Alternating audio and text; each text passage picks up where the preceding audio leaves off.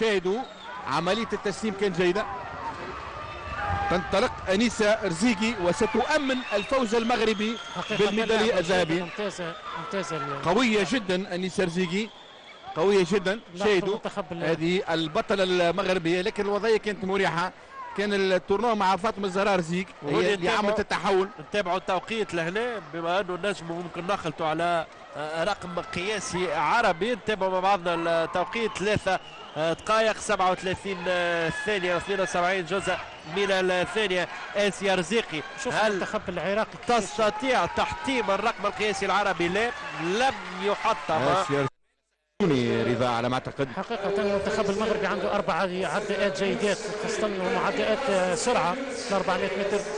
تغلب على المنتخب العراقي، خاصة المنتخب العراقي للفة الأخيرة كان منتخب بالنسبة لي مفاجأة. ما كنتش متصور المنتخب العراقي يقاوم الأمتار الأخيرة، حصل على البرونزية. المنتخب السوداني منتخب معروف.